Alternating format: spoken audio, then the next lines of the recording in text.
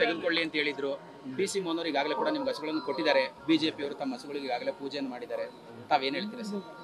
Sir ಅವರು ಹಸು ತರ್ತಾರಂತ ನಮಗೆ ದೇವ್ರ ಸತ್ವಾಗ್ಲಿ ಗೊತ್ತಿಲ್ಲ. ಕಾರಣ ಎಲ್ಲಿದೆಯಾ ಹಸುಗಳನ್ನ ಹುಷಾರಾಗಿ ನೋಡ್ತಾ ಇದೆಯಾ ನೋಡಪ್ಪ ಡಾಕ್ಟ್ರ್ ಯಾರು ಚೆಕ್ ಮಾಡ್ತಾರೆ ಅಂತ ಕೇಳಿದ್ರು ಅಷ್ಟೇ. ಇನ್ನು ಹಳ್ಳಿಯರು ಬಂದೆ ಅಂತ ಹೇಳಿದ್ರು. ಅಲ್ಲಿ ಒಂದು ಅರ್ಧ ಗಂಟೆನೇ ಕಾಯ್ತಾ ಇದ್ದೀವಿ. ಮುಂದೆ ಒಂದು ಮೆಟಾಡೋರು ಬಂತು. ಸಾಹೇಬ್ರು ಬರ್ತಾರೆ ಮುಂದೆ ಗಾಡಿ ಅಂತ ಹೇಳ್ದೆ.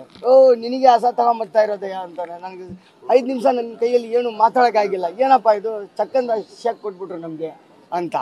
ಆಮೇಲೆ ನೋಡಿದ್ರೆ ನಿನಗೆ ಇಟ್ಕೊಳ್ಳೋ ಅಂತ ಹೇಳಿದ್ರು. ಮತ್ತು ಇನ್ನೊಂದು ಏನಂದರೆ ನನ್ನ ವಿಷಯದಲ್ಲಿ ಬಂದ್ಬಿಟ್ಟು ಈ ಥರ ಆಗಿದ್ದು ಇನ್ನೊಬ್ರಿಗೆ ಆಗಬೇಡ್ದು. ನನಗಾಗಿದ್ದು ಇನ್ನೊಬ್ರಿಗೆ ಆಗಬೇಡ್ದು.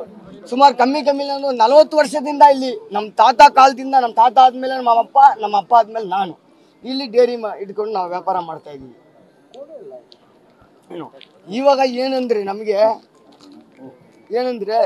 ಸಾಹೇಬ್ರಿಗೆ ಒಂದು ವಂದನೆ ತಿಳಿಸ್ತೀನಿ. ಹಸುಗಳು ಹೇಗಿದೆ ಸರ್? ಹಸುಗಳ ಆರೋಗ್ಯ ಹೇಗಿದೆ? ಇವಾಗ ಅಮೌಂಟು ಅಶೋಕ್ ಸರ್ ಬಂದ್ಬಿಟ್ಟು 1 ಲಕ್ಷ ಕೊಟ್ಟವ್ರೆ. ಇದು ಏಟಾಗಿರೋದು ಹಸನ ಬಂದ್ಬಿಟ್ಟು ಕಡಿಯಕ್ಕೆ ಎಲ್ಲಿ ಮಾರಕ್ಕೆ ಹೋಗ್ಬೇಡ, ಅದು ತಿರುಗ ಹಾಲು ಕೊಡೋಕ್ಕೆ ಸಾಧ್ಯ ಅಲ್ಲ. ಅದನ್ನ ಹುಷಾರಾಗಿ ಜಾಬರ್ನಾಗಿ ಸಾಕ್ಬೇಕು ನೀನು, ಅದಕ್ಕೆ ಕೊಟ್ಟಿರೋದು ಈ ದುಡ್ಡು ಅಂತ.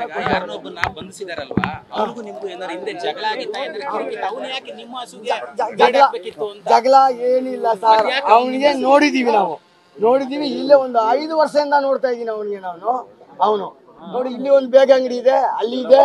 ಅವನು ಬೇಗ ಎಲ್ಲ ತುಂಬಿಕೊಂಡು ಹೋಗೋವನು ಸೈಕಲಲ್ಲಿ. ಅವನು ಮೆಂಟ್ಲಲ್ಲ ಅವನು ಸುಳ್ಳು. ಮೆಂಟ್ಲಿಗೆ ಬಂದ್ಬಿಟ್ಟು ಹೆಂಗೆ ಸರ್ ಕೆಲಸ ಕೊಟ್ಟ ಅವನು ಬೇಗ ಅಂಗಡಿ. ಅವನು ಮೆಂಟ್ಲಿಗೆ ಹೆಂಗೆ ಕೆಲಸ ಕೊಟ್ಟ, ಹೆಂಗೆ ಇಟ್ಕೊಂಡ ಮೆಂಟ್ಲಿಗೆ.